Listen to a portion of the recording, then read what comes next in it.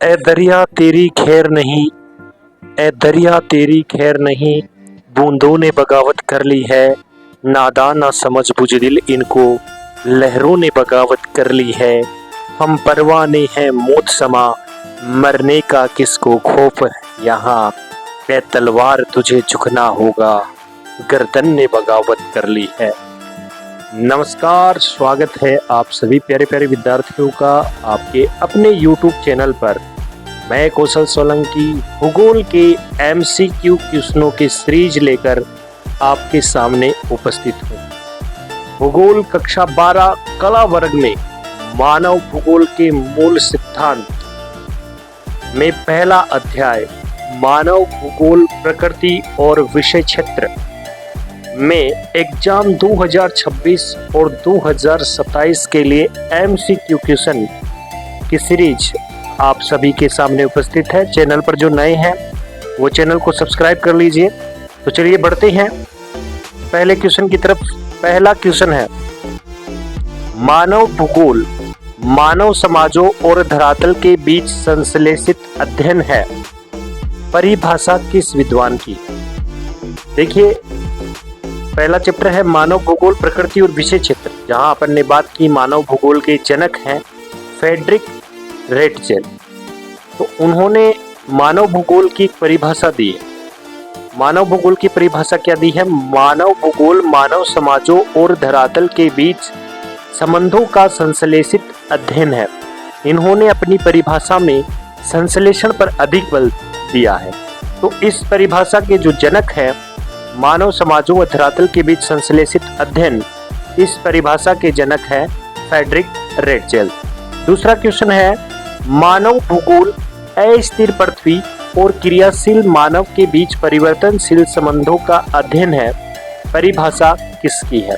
तो आपने परिभाषाओं में पढ़ा था कि रेटजेल की एक शिष्या थी एलन सिम्पल, जिन्होंने यह कहा था कि मानव भूगोल अस्थिर पृथ्वी और क्रियाशील मानव के बीच परिवर्तनशील संबंधों का अध्ययन है। ये रेटजेल की शिष्या एलन सिम्पल की परिभाषा है। इसके बाद में तीसरा क्वेश्चन है, नवनिश्चयवाद की संकल्पना किसने दी? तो नवनिश्चयवाद यानी इसे रुको व जाओ निश्चयवाद भी कहा जाता है, इसकी संकल्पना ग्रिफिथ टेलर ने दी थी। ठीक है, कई बार पूछ लिया जाता है निश्चयवाद की संकल्पना या पर्यावरणीय निश्चयवाद की संकल्पना किसने दी थी? तो वो दी थी मानव भूगोल के जनक रेटजेल। तो नवनिश्चयवाद की संकल्पना किसने दी? Griffith Taylor. इस संकल्पना को रुको व जाओ निश्चयवाद के नाम से भी जाना जाता है। नेक्स्ट चौथा क्वेश्चन है, निर्वाचन भूगोल और सैन्य भूगोल मानव भूगोल के किस विषय के उपक्षेत्र है? मानव भूगोल के अपन ने विषय क्षेत्र पढ़े, जहां पर हमने सामाजिक भूगोल, राजनीतिक भूगोल और आर्थिक भूगोल मानव भूगोल के विषय क्षेत्रों में पढ़े, और उन्हीं पर हमने निर्वाचन और सैन्य भूगोल के बारे में पढ़ा कि ये उपक्षेत्र राजनीतिक भूगोल विषय क्षेत्र के उपक्षेत्र के अंतर्गत आते हैं। अगला क्वेश्चन है, मानव भूगोल की कौन सी विचारधारा दो विचारों पर्यावरणीय निश्चयवाद और संभववाद के बीच के मार्ग को परिलक्षित करती है? यानी मानव भूगोल की जो कौन सी विचारधारा है जो दो विचारों पर्यावरणीय निश्चयवाद और संभववाद के बीच के मार्ग को परिलक्षित करती है? तो ये जो विचारधारा है ये है नवनिश्चयवाद की विचारधारा, ग्रिफिथ टेलर की नवनिश्चयवाद की विचारधारा। नेक्स्ट क्वेश्चन है, किस विचारधारा के अनुसार मनुष्य प्रकृति का दास है? तो किस विचारधारा के अनुसार मनुष्य प्रकृति का दास है? नियतिवाद के अनुसार। नेक्स्ट क्वेश्चन की तरफ बढ़ते हैं। बहुत ही इंपॉर्टेंट एग्जाम 2026-2027 के लिए MCQ क्वेश्चनों की ये सीरीज फोक्सड्डा की तरफ से बहुत ही शानदार क्वेश्चन एग्जाम की दृष्टि से बहुत ही इंपॉर्टेंट 2026-27 के लिए। अगला क्वेश्चन है, मानव समाज एवं प्रकृति की प्रबल शक्तियों के मध्य अन्योन्य क्रिया को कहते हैं। मानव समाज एवं प्रकृति की प्रबल शक्तियों के मध्य अन्योन्य क्रिया को कहते हैं पर्यावरण निश्चयवाद। नेक्स्ट क्वेश्चन है, प्रकृति अवसर प्रदान करती है और मानव उसका उपयोग करता है। वाक्य कौन सी विचारधारा से संबंधित है? तो यह विचारधारा थी संभववाद की, जिसके अनुसार प्रकृति व्यक्ति को अवसर प्रदान करती है और मानव उसका उपयोग करता है। नेक्स्ट क्वेश्चन है, व्यवहारवादी भूगोल किसका उपक्षेत्र है? देखिए, हमने सामाजिक भूगोल के विभिन्न उपक्षेत्रों के बारे में बात की थी, तो उसमें एक व्यवहारवादी भूगोल भी था, वो सामाजिक भूगोल के उपक्षेत्र के अंतर्गत आता है। जो बच्चे हमारे चैनल पर नए हैं वो हमारे चैनल को सब्सक्राइब कर ले और प्लेलिस्ट में जाकर ज्योग्राफी की क्लास में चैप्टर वाइज क्लासें भी आप वहां से ले सकते हैं।